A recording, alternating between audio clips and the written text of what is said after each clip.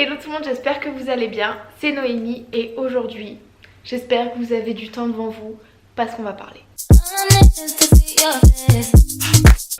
Donc au tout début de ma chaîne YouTube, enfin au tout début quand j'ai repris ma chaîne YouTube, je vous ai fait une vidéo FAQ, vous étiez nombreuses à me poser des questions sur mon parcours, que ce soit école ou travail, et du coup j'avais décidé d'en faire une vidéo à part entière, mais je voulais la faire à la bonne période. Et pour moi la période de genre fin mars, début avril, le printemps qui arrive, tout ça, c'est à mon sens la meilleure période pour parler de tout ce qui est cours, de parcours, de qu'est-ce qu'on veut faire, qu'est-ce qu'on veut devenir, parce que personnellement c'est toujours à ces périodes là que je me pose le plus de questions à propos de ça. Donc je me suis dit c'est parti, let's go. Sur mon Instagram je vous ai demandé de me poser des questions à la base que sur mes études, mon parcours professionnel, mais vous avez été hyper nombreuses à me poser des questions sur le métier d'influenceur et du coup j'ai décidé de faire cette vidéo en deux parties. La première partie ce sera la partie que sur les cours et le travail que j'ai fait avant de faire ça. En deuxième partie, je vais répondre à toutes vos questions sur le métier d'influenceur, enfin toutes celles où j'ai la réponse, où je considère avoir une réponse intéressante à vous donner. Mais n'oubliez pas que la vérité que je vais vous dire, c'est ma vérité, c'est-à-dire que c'est ce que moi je pense et que vous allez pouvoir poser ces questions à n'importe qui d'autre et les réponses ne seront sûrement pas les mêmes. Donc n'oubliez pas que cette vidéo, c'est vraiment que mon point de vue par rapport à tout ça et c'est moi en fait qui vous donne mon avis et tout ce que je peux vous donner par rapport à ça, mais voilà, gardez bien dans un coin de la tête que c'est ma vérité et pas la vérité de tout le monde. Assez parlé, on commence avec la première partie, mon parcours scolaire. Donc cette partie va être assez courte étant donné qu'il y a seulement 5-6 questions, contrairement à la partie influenceur qui est beaucoup plus développée. Première question, j'ai fait quelle étude, étant donné que je pense que c'est une des questions qui revient le plus souvent. Et alors, j'ai eu mon bac L à 17 ans. Après ça, pendant une année, j'ai voulu faire une fac d'anglais parce que j'étais persuadée que je voulais être professeure de français en Angleterre. Donc j'ai fait une fac d'anglais LLCE, Marseille-Saint-Charles, plus jamais. J'ai arrêté en cours d'année, vraiment c'était quelque chose qui ne me convenait pas. La fac, je n'ai pas du tout aimé, donc j'ai arrêté. J'ai arrêté, je pense que c'était pareil, cette période à peu près, genre mars-avril. Et du coup je ne savais pas du tout ce que je voulais faire de ma vie. Et ma mère a trouvé un BTS MUC qui se trouvait pas loin de chez moi à l'époque. Du coup j'ai fait un BTS MUC que j'ai eu aussi du premier coup. Et ça a été un peu une révélation entre guillemets parce que je sortais d'un cursus L, donc littéraire. Et quand je suis arrivée dans ce BTS MUC, c'était beaucoup d'éco, beaucoup de maths. Enfin, c'est pas forcément des maths, mais vraiment plus des calculs et enfin des choses avec lesquelles je n'étais pas du tout familière. Les 15 premiers jours, ça a été hyper compliqué, mais au final, j'ai réussi et j'ai vraiment aimé ce que j'ai fait là-bas. Après, j'ai voulu rester dans la même école et j'ai voulu faire un début de licence, donc une troisième année en fait pour avoir une licence. Sauf que j'ai fait une espèce de dépression parce que j'étais en alternance sur un stand de Tommy Hilfiger au printemps et en fait j'ai pas du tout aimé ce que je faisais en cours parce que à mon sens on n'apprenait rien. Les profs nous donnaient juste des tablettes comme ça de papier qui faisaient 60 pages et on était en cours pour lire les pages. Pour lire des pages, je reste chez moi, on faisait pas d'exo de mise en pratique, enfin il y avait vraiment rien à faire. Je me disais mais pourquoi je perds mon temps à faire ça? Bref, j'ai vraiment pas aimé, le travail ça se passait pas bien. Du coup en février j'ai arrêté et j'ai fait de l'intérim pendant de février jusqu'à septembre qui a suivi. J'ai voulu reprendre mes cours et du coup je suis partie sur une école à Aix qui s'appelle l'ESG. C'était juste pour encore une fois avoir un bac plus 3 et je n'ai pas du tout aimé cette année, je n'ai pas du tout aimé les cours, je n'ai pas du tout aimé l'école. À mon sens on était mal encadré. Enfin j'ai vraiment pas du tout aimé la façon qui était faite, je sais pas comment expliquer. Mais voilà, j'ai pas aimé, en plus c'était loin de chez moi. J'ai fait ça en alternance et en fait ce que j'aimais c'est, enfin l'alternance que j'ai fait, j'ai beaucoup aimé. Et en fait le problème c'est que dans tous les trucs où j'ai fait de l'alternance, je me donnais plus dans l'alternance que dans l'école. On m'a demandé si j'ai fait de l'alternance et si c'était difficile à gérer. Donc par rapport à l'école, ce que je vous disais, j'étais en alternance, je passais quasiment une semaine et demie au travail et 3 jours en cours. Et j'adorais ce que je faisais en alternance. J'étais chez Hilton, donc c'est une boutique de chaussures. Il y en a à peu près beaucoup dans le sud de la France. Et du coup moi en fait je m'occupais du site internet, je m'occupais de mettre en ligne les chaussures, donc la prise de photos, faire les fiches produits, tout ça. Je m'occupais de gérer les commandes. Je m'occupais aussi de gérer un peu les réseaux sociaux, je m'occupais des magasins, enfin bref, il y avait tellement de choses à faire et je trouvais ça tellement plus intéressant que les cours que je faisais qu'au final c'était pas compliqué à gérer l'alternance. Mais même quand j'étais en cours, j'étais en cours tout le temps sur mon ordi et sur mon ordi je passais plus de temps à travailler pour mon alternance plutôt que de travailler pour mes cours. Mais encore une fois c'est parce que je n'aimais pas ce que je faisais là-bas. Après la fin du diplôme, j'ai arrêté pendant l'été en fait. J'étais plus chez Hilton parce que c'était la fin de mon contrat en alternance. Et à partir de septembre ou octobre il me semble, ils m'ont repris, ouais il me semble que c'était octobre, ils m'ont repris jusqu'au début janvier pour un CDD. Et après depuis janvier dernier, j'ai arrêté toute activité professionnelle autre que ce que je fais là maintenant. Et en plus je suis en train de vous mentir étant donné que de mars à mai j'ai travaillé dans une blanchisserie. Et depuis mai dernier du coup je m'occupe réellement plus que de mes réseaux sociaux. Mais bon ça on en parlera après. Après on me demande est-ce que je suis satisfaite de mon parcours et est-ce que je regrette certaines choses. Alors oui je suis satisfaite. Je regrette rien dans le sens où je me dis que si j'ai fait les choses c'est que j'avais envie de les faire. C'est des choses que j'avais envie de vivre et d'essayer. J'ai pas aimé, c'est pas grave, il fallait bien que j'essaye avant de me dire c'est fait pour moi, c'est pas fait pour moi. Voilà, après non je regrette pas, je changerai rien à mon parcours. Et voilà, le seul truc c'est que pour moi en France, je sais pas, je parle d'en France parce que c'est là où j'habite, mais pour moi en France on est hyper mal aiguillé à partir du moment où on sait pas trop ce qu'on veut faire dans la vie. Et j'ai jamais su ce que je voulais faire dans la vie. Et du coup en fait c'est hyper compliqué quand c'est le cas. Je sais pas, dites-moi vous aussi si vous savez exactement ce que vous voulez faire dans la vie ou si c'est pas du tout votre cas. Parce que à mon sens, genre si par exemple on veut devenir infirmier, médecin, avocat, enfin il y a plein de métiers où si on sait exactement ce qu'on veut être, on sait où aller, on sait ce qu'il faut faire et on sait ça va être quoi la débouchée. Mais quand on sait vraiment pas, genre t'as 17 ans, tu sais pas les décisions que tu veux prendre, tu sais pas ce que tu veux faire quand t'auras 30 ans. Et c'est normal, genre y a pas de honte à ça. En fait il y a personne qui nous aide, c'est oh tu sais pas ce que tu veux faire, il faut quand même trouver un métier quoi. Mais à mon sens non, genre essayez, faites des choses qui vous plaisent, faites des choses qui vous tentent. Et une fois que vous avez essayé, vous allez pouvoir voir si c'est quelque chose qui vous correspond, si c'est quelque chose que vous aimez, si c'est quelque chose que vous voulez faire. Et si c'est pas ça, vous pouvez vous tromper, vous pouvez réessayer.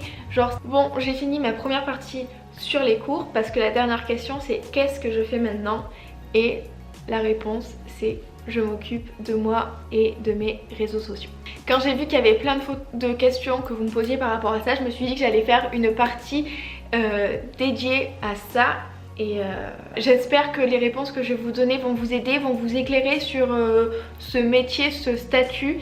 Et je vais être 100% honnête comme je vous disais au début de la vidéo. Par contre c'est ma vérité, c'est pas la vérité de tout le monde. Donc gardez bien ça dans un coin de la tête, ce n'est que mon avis, ce que moi j'en pense par rapport à mon expérience personnelle. Sur toutes les questions que j'ai eues, j'ai essayé de faire un ordre qui soit assez logique. Et je vais aussi répondre à la question que vous attendez tous. Je pense que vous êtes là un peu pour ça, c'est combien je gagne. Et ça, first one, pourquoi avoir lâché le monde professionnel entre guillemets réel?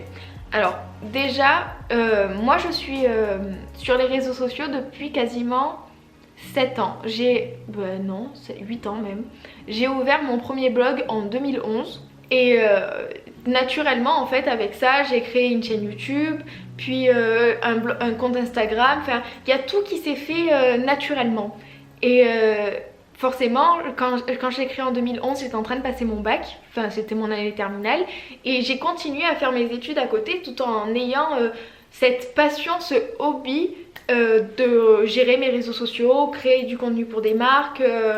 Enfin pour moi c'était pas trop c'était qu'un plus en fait, c'était quelque chose qui m'amusait et que j'aimais faire. Sauf que ces dernières années, quand j'avais un vrai travail entre guillemets, genre un travail dans un bureau, je me suis rendu compte que je perdais plein d'opportunités parce que même si j'avais été engagée en partie parce que j'étais sur les réseaux sociaux, il fallait quand même que je sois présente et que, enfin, je pouvais pas dire non à mon vrai travail pour faire ça, genre. Donc c'était à un moment, ça a été un peu compliqué de gérer les deux, et c'est pour ça qu'à certaines périodes sur Instagram, il y a des gros vides où je faisais rien, ou même des fois je ne postais pas du tout simplement parce que j'avais pas le temps et tout. Et du coup en fait, au bout d'un moment j'en ai eu marre parce que je me suis rendu compte qu'en fait les patrons, ils s'en foutent de toi, genre pour eux t'es juste un pion en plus ou en moins, c'est à dire que si tu leur conviens pas demain, hop basta, ils vont te prendre, ils te jettent et toi t'es là comme ça. Alors que personnellement dans mes travails j'ai toujours tout donné, enfin professionnellement je suis quelqu'un de très entier et vraiment je vais essayer de toujours tout donner le meilleur de moi-même, dès qu'on me donne une mission j'essaie de le faire le mieux possible en fait. Et j'ai été en fait trop déçue de certains jobs que j'ai fait où je donnais tout ce que j'avais pour au final pas de résultat. Et je me suis dit, écoute Noémie, t'en as un stade de ta vie où tu peux te le permettre, étant donné que je vis chez mes parents, j'ai pas de facture à payer et je me dis il faut que j'essaye, que je prenne du temps pour moi pour essayer. Et du coup en fait depuis septembre j'ai décidé de ne faire plus que ça. Et ça pendant à peu près 1 an et demi, 2 ans, pour voir jusqu'à où je peux aller. Je pense que c'est le temps qu'il va falloir pour pouvoir bien développer tout ça. On verra bien. Je sais que je suis pas vieille, mais je suis pas hyper jeune non plus pour prendre ce temps devant moi. J'ai 24 ans, je vais faire 25 ans cet été. D'un côté ça fait peur, mais de l'autre je me dis que je préfère travailler pour moi, être mon propre patron, et on verra où ça m'amène. Après on me demande est-ce que j'aime ça et est-ce que j'ai des regrets. Alors personnellement si je le fais c'est que j'adore ça. C'est pas facile tous les jours, mais j'adore ce que je fais, j'adore le fait de pouvoir travailler à mon rythme, quand je veux, où je veux. Non, j'ai aucun regret, genre je me dis que c'est vraiment au final une des choses qui me correspond le plus, parce que j'ai essayé d'être vendeuse en boutique, ça ne m'a pas plu. J'ai essayé de travailler dans des bureaux, ça m'a pas plu. Enfin, j'ai essayé plein de choses qui ont fait qu'au final le seul truc qui me plaît vraiment c'est ce que je fais maintenant. Est-ce que ça va marcher ou pas?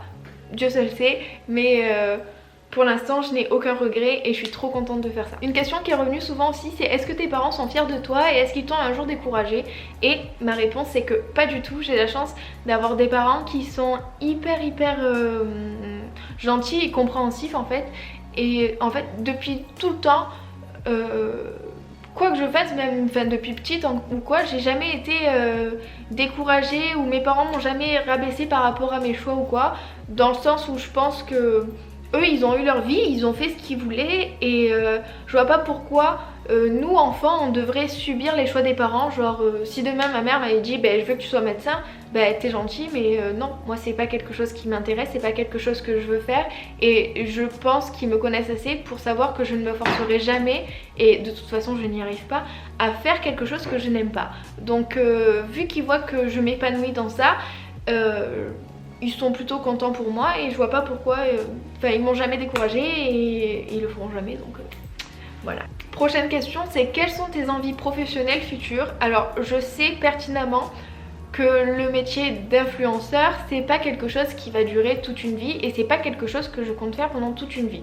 Je prends ça en fait un peu comme un tremplin, quelque chose pour me lancer, mais je sais que faire les réseaux sociaux et tout c'est pas quelque chose qui va durer toute ma vie, c'est pas quelque chose qui va me faire vivre toute ma vie, et c'est vraiment pour moi, je vois vraiment ça comme un tremplin vers de nouvelles portes, de nouveaux projets, de nouvelles choses, et je pense que c'est quelque chose que je garderai toujours à côté aussi longtemps que je peux, aussi longtemps que ça me plaît et que ça me donne envie de continuer en fait.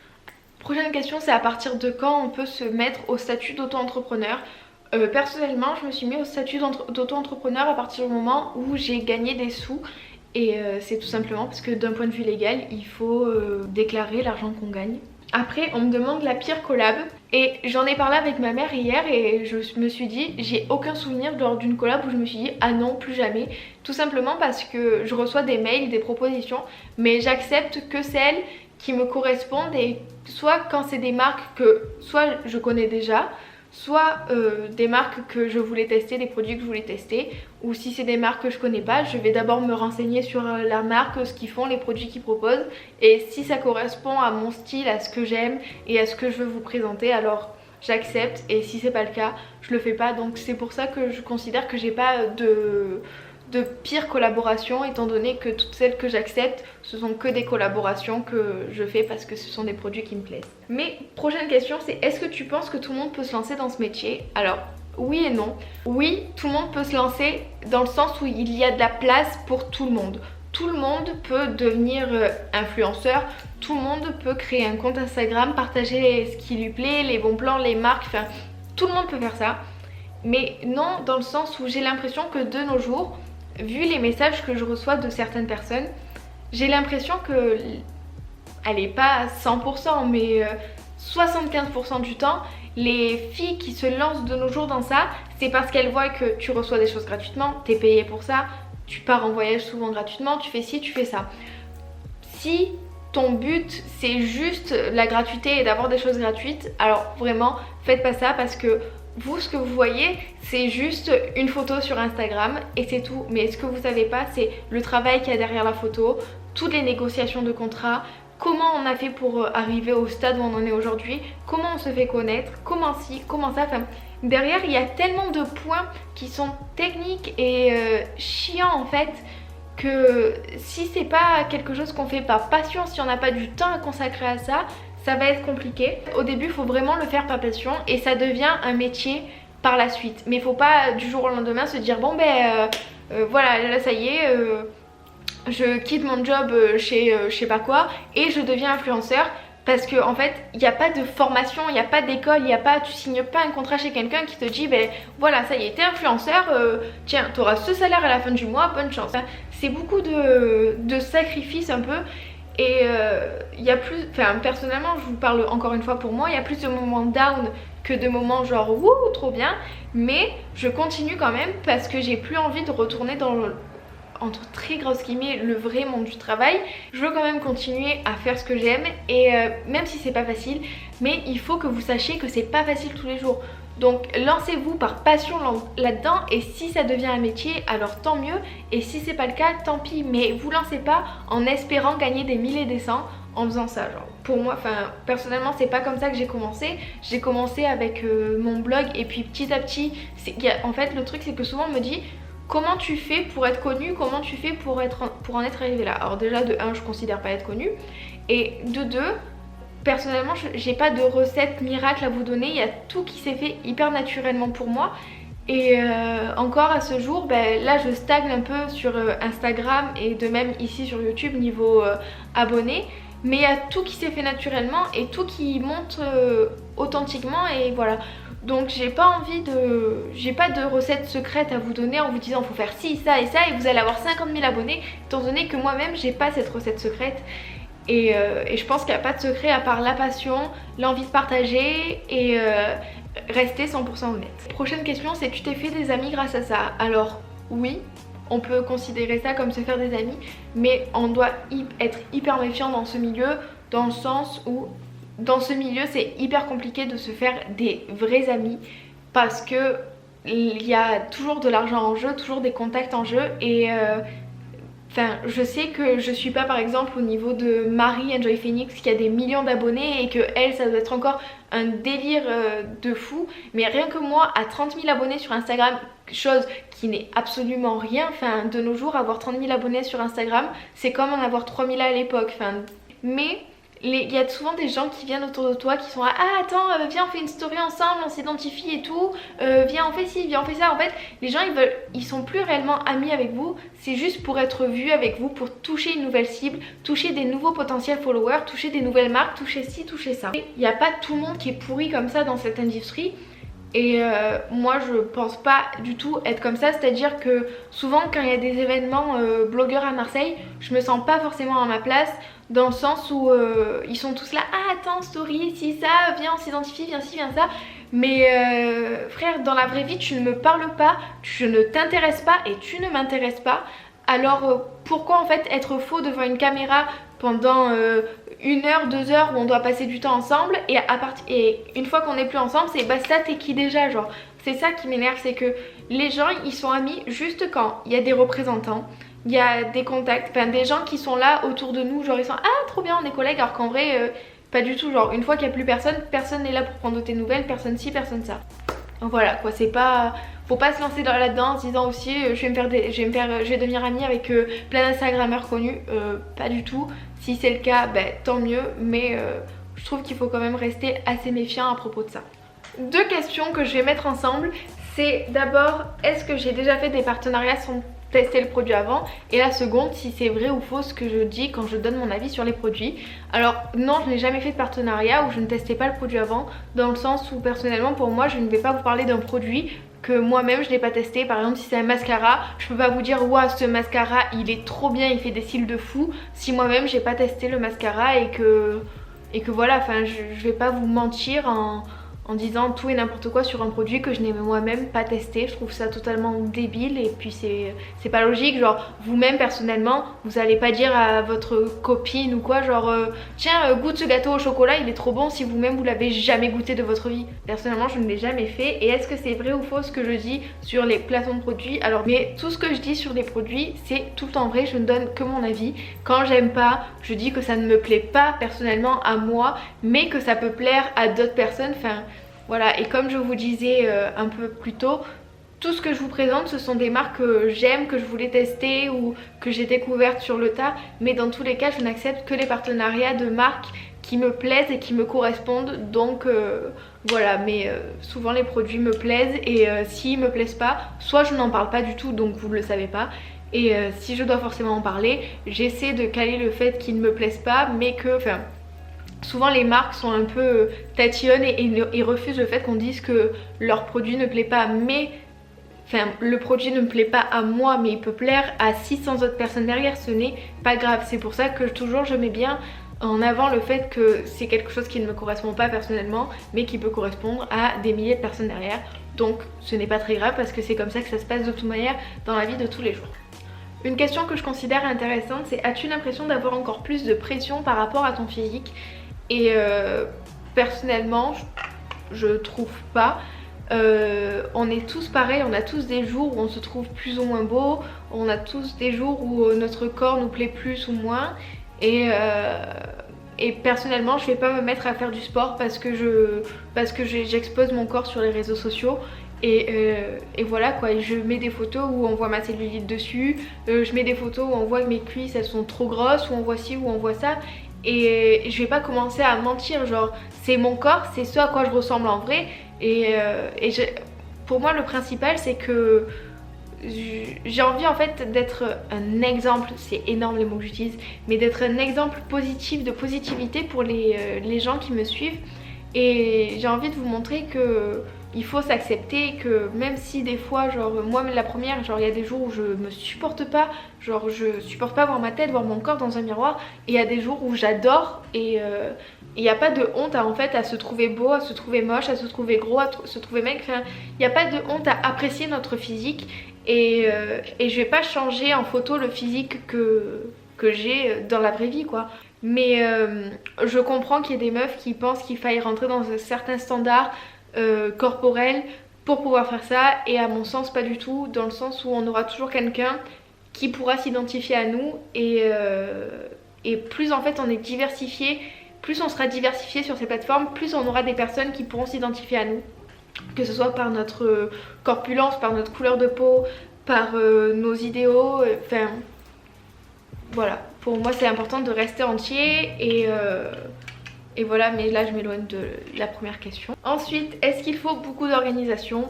Donc à mon sens il est important d'avoir énormément d'organisation, sauf que personnellement Noémie là qui vous parle a beaucoup de mal avec l'organisation quand il s'agit d'elle-même.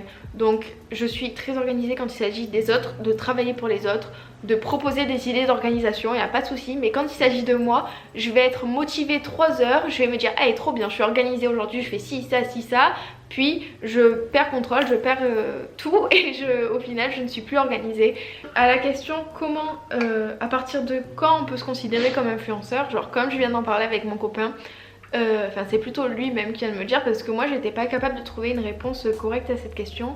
Mais on est en fait influenceur à partir du moment où on a derrière une communauté qui est réceptive et qui va être capable de suivre nos conseils, qui va avoir envie de tester les produits qu'on teste, tout ça. D'ailleurs, on va dire que je suis influenceuse entre guillemets, même si je n'aime pas trop ce terme, parce que je vois que souvent il y a plein de filles qui me disent ah j'ai fait ça par rapport à toi, j'ai acheté ça par rapport à toi et ça, et personnellement je trouve ça hyper gratifiant de se dire que j'ai assez bon goût entre guillemets pour que ça donne envie aux autres d'acheter ou ci ou ça. Donc en fait t'es influenceur à partir du moment où t'as un espèce de retour des gens qui te suivent, qui te disent ah j'ai fait ci, j'ai fait ça parce que toi t'en as parlé.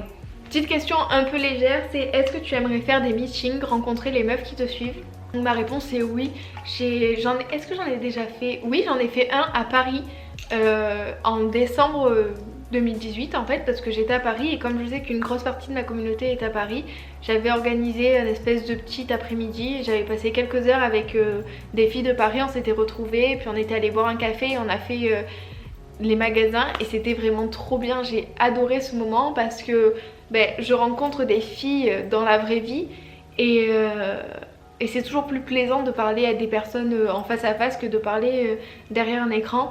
Et personnellement je prends toujours énormément de plaisir à répondre à tous les messages qu'on m'envoie. Et souvent les filles sont choquées en me disant mais c'est trop gentil que t'aies pris le temps de me répondre, jamais j'aurais pensé et tout.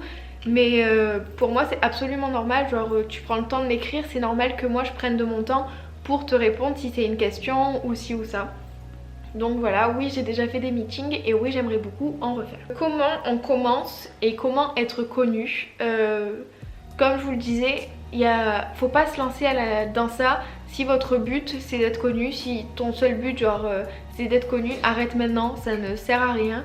Il faut vraiment commencer et faire ça par passion, par envie, parce que c'est quelque chose qui demande énormément de temps, énormément d'énergie et il faut vraiment se donner les moyens d'avoir envie de réussir. Et comme je vous le disais aussi, pour moi c'est venu naturellement et je sais pas vous dire comment on peut gagner des followers, des ci, des ça. Après c'est du bouche à oreille, dire à ta copine que ah regarde ce compte j'ai trop aimé et ça suit et voilà. Après c'est comme tout, genre comment être connu, ça se fait naturellement si ça doit se faire et si ça se fait pas c'est que ça doit pas se faire. Et enfin la dernière question, la question qui est revenue le plus souvent, c'est combien tu gagnes, combien tu te fais chaque mois et est-ce que tu arrives à en vivre? Et je pense que là je vais briser des rêves, briser des carrières qui commencent en espérant gagner des millions.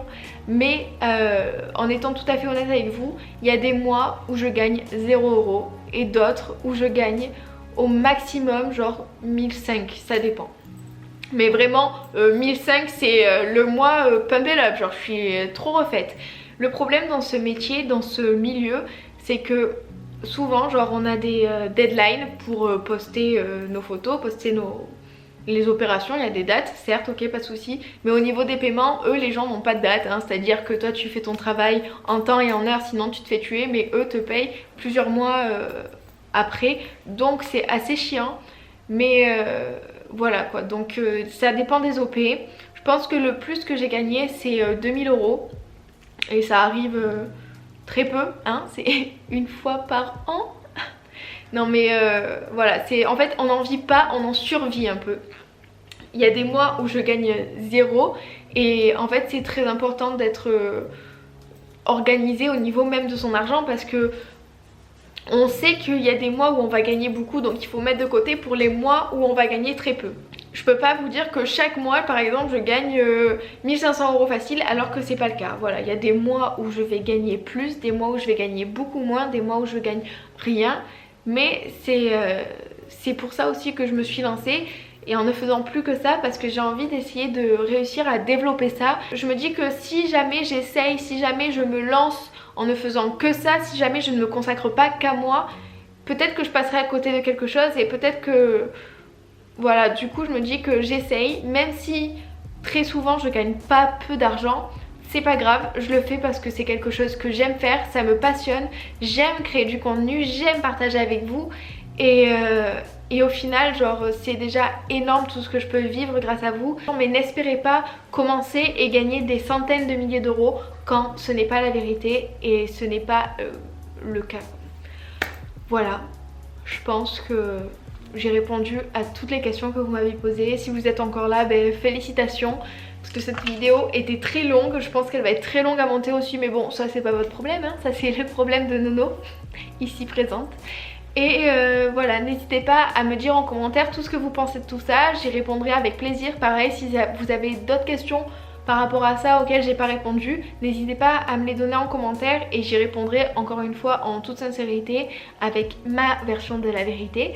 Et je crois que c'est tout ce que j'ai à vous dire. N'hésitez pas à vous abonner sur Instagram et sur YouTube si c'est pas encore fait, à partager cette vidéo, à partager mon compte si ce que je fais vous plaît, pour m'aider à continuer à peut-être plus gagner ma vie, pour que je fasse encore plus de choses pour vous. Et cette fois-ci c'est vraiment tout. Je vous fais plein de gros bisous et je vous dis à très vite. Mouah.